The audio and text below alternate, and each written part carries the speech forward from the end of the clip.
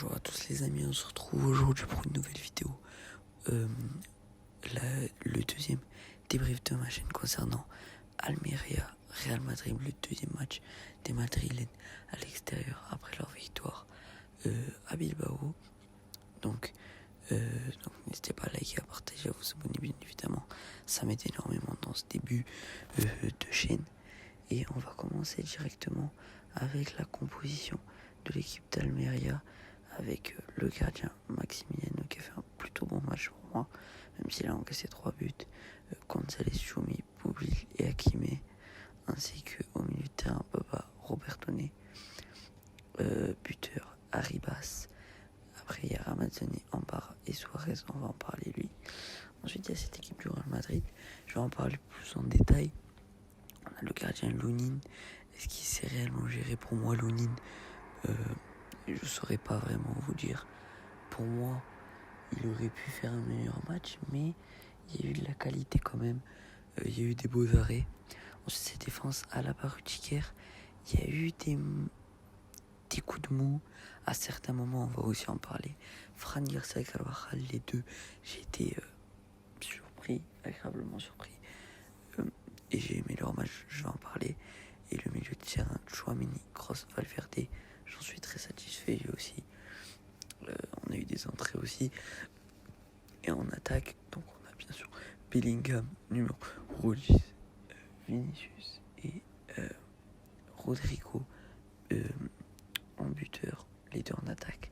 On a vu la même composition d'équipe alignée par Carlo Ancelotti.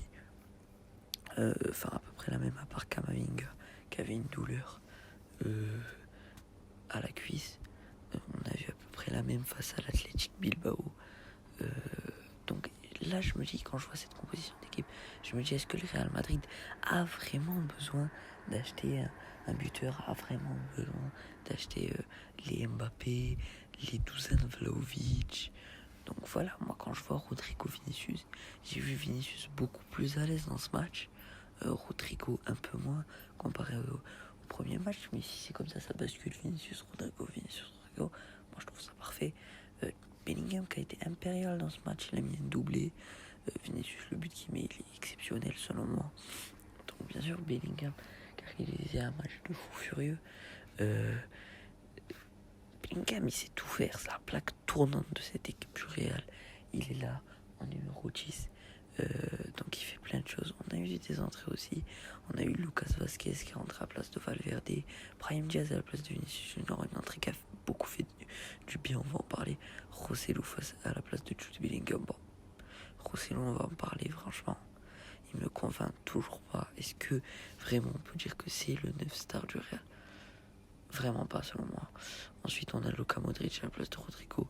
Luka Modric, il changera jamais, regardez sa note, 7,5, il est exceptionnel. Et Eduardo Camavinga, à la place de Toni Kroos qui est rentré quand même, il n'a pas joué avec des difficultés. Donc on va parler chronologiquement de ce match. D'abord ce but d'Arribas, le joueur de l'ancien joueur du Real Madrid qui marque dès la 3e minute de jeu, si je ne me trompe pas. Il marque très vite. Ça réveille le Real en fait, parce que le Real, quand ils font des déplacements simples, ils ont besoin qu'on les réveille, qu'on leur rappelle que c'est la Liga, donc dans tous les cas il y aura des grosses équipes. Et Arribas, il arrive, il marque, il célèbre pas bien évidemment, et Lunin qui fait cette erreur sur ce but. En fait les joueurs qui montent très vite, le gardien qui fait vite sa relance, et après Lunin, je sais pas s'il est surpris, si c'est une erreur, voilà, c'est plus une erreur j'ai l'impression. Donc après on se dit, est-ce que Kepa, sérieusement, c'est une meilleure option? Je sais pas, parce que compte tenu du match, Lunin, il a réalisé un bon match, et sur l'ensemble, surtout au niveau de la deuxième mi-temps. Donc voilà, moi je me dis, c'est pas si mal. Après on a cette tête de Camavinga, voilà, à la 7e minute de jeu. Tchouaméni m'a plu dans ce match, pas comme le premier match où j'ai trop absent. Là il a mis des têtes, il était dans les actions offensives au milieu de terrain, il sait gérer. Et puis il y a ce gardien qui a fait beaucoup d'arrêts dans ce match. Franchement il a été très très très bon. Je le connaissais pas, donc moi je pense que voilà, si jamais il y a un club qui est intéressé, ce gardien a l'air plutôt sympathique et je pense qu'il partirait d'Almeria pour d'autres clubs de Liga un peu plus intéressants. Mais bon, voilà, donc pour moi, ce gardien a été très bon. Il a posé des soucis au Real Madrid. Il en a pris 3 quand même des buts. Le fait que sa note soit plutôt au rabais, mais moi j'ai trouvé. Ensuite, on a Bellingham, l'égalisation qui a fait polémique. Hein. Beaucoup ont dit qu'il y avait main. Pour moi, je suis pas d'accord. Vous allez pas dire que je suis pas objectif parce que je vais parler de l'autre but qui a été refusé de Toni Kroos, mais pour moi, voilà. Bellingham qui marque encore un but, il se serait arrêté là déjà. Il m'aurait énormément plu, mais franchement, ce joueur est exceptionnel. Exceptionnel. Il vient, il marque un but de la tête. Bon, au début, il la rate un petit peu. Et je me pose une question sérieuse. Est-ce que Bellingham peut pas jouer neuf? C'est une question que je me pose. Je pense que ça risque d'être un peu compliqué, compte tenu du fait que, voilà, quand il a le ballon dos à lui, c'est un peu compliqué. Voilà, il se retourne difficilement. Il est en face de la cage. Mais voilà, il rentre toujours dans la surface de réparation sur pratiquement tous les offensifs du Real. Il est dans cette surface. Il vient faire la passe D ou il vient être en attente d'un centre. C'est un joueur polyvalent qui, moi, pourrait jouer à plusieurs postes du Real et pourrait régler beaucoup de soucis. Ensuite, on a le frérot Rodrigo qui rate une occasion. L'occasion de jeter un. Rodrigo, il a raté beaucoup d'occasions dans ce match.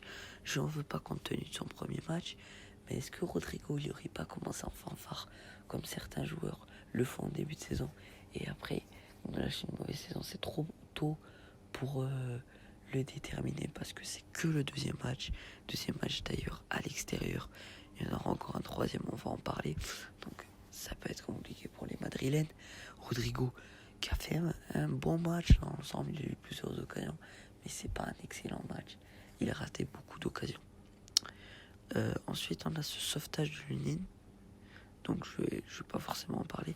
Et puis le but de de Kroos qui a été refusé.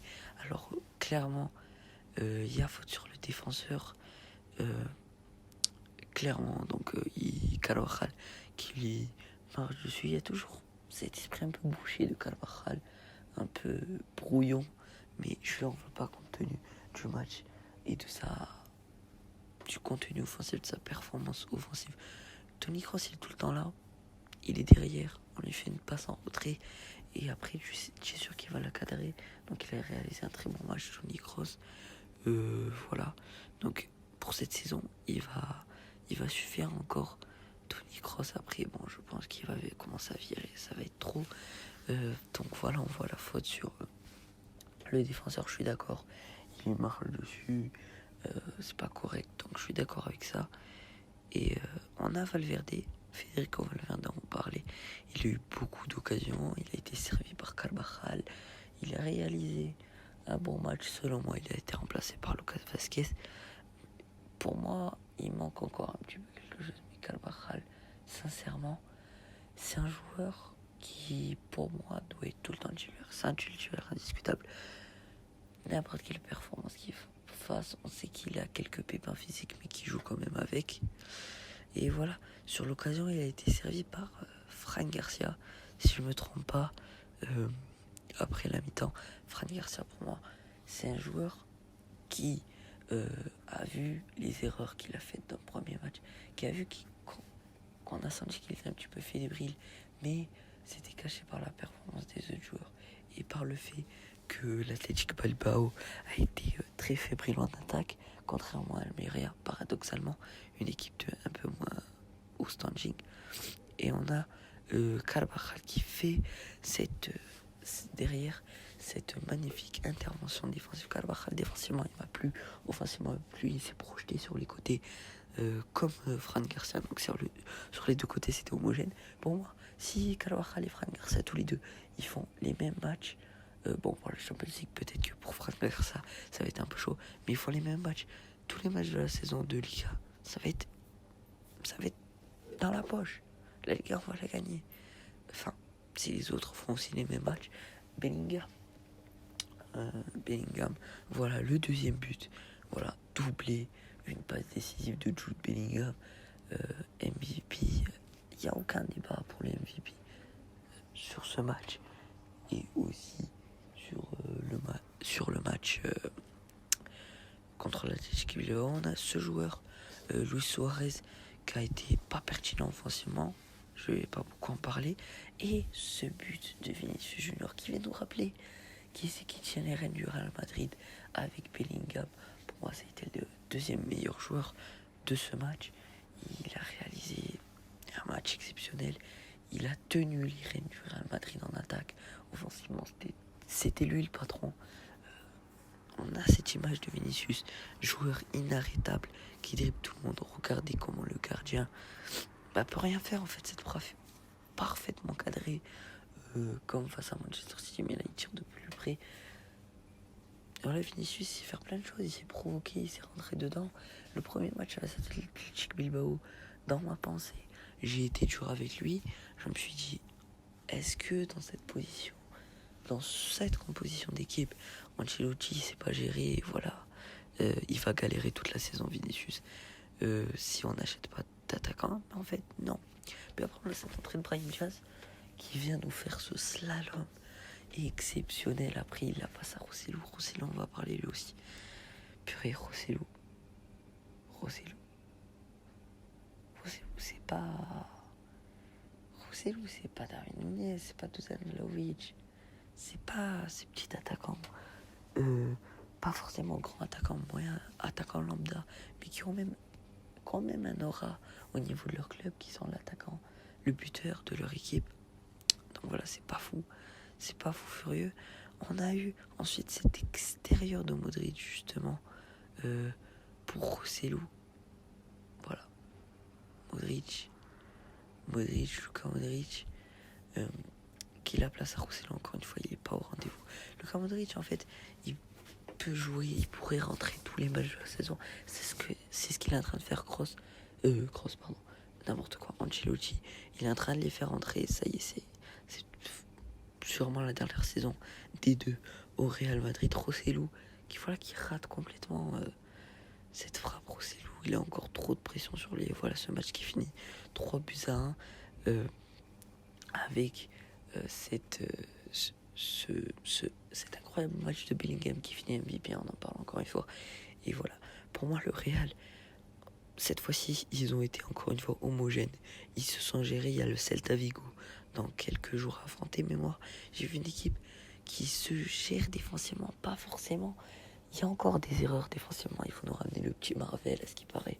On espère qu'il va gérer. Mais voilà, cette équipe du Real Madrid n'est pas parfaite défensivement, mais elle est unie, elle est soudée. On n'est pas au Mbappé Saint-Germain. Ouais, c'est bien ce que j'ai dit.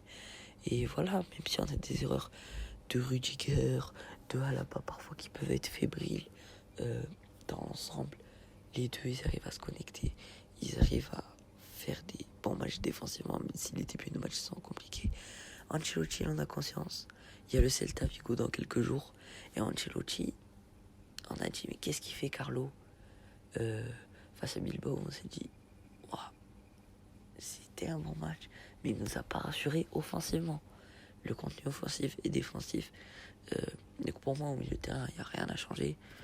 Voilà, il a pas fait entrer, il a fait entrer Camavinga, c'était une bonne idée, ça s'est bien passé pour lui. Donc Carlo, il a conscience qu'il y a toute une saison de Ligue des Champions. Voilà, vendredi 25 août, Celta Vigo Real Madrid, va falloir être au rendez-vous. Donc voilà, moi les gars, je vais continuer à vous décrypter les matchs du Real durant la saison. J'espère en décrypter le maximum. N'hésitez pas à liker, à vous partager, à vous abonner. Ciao, ciao.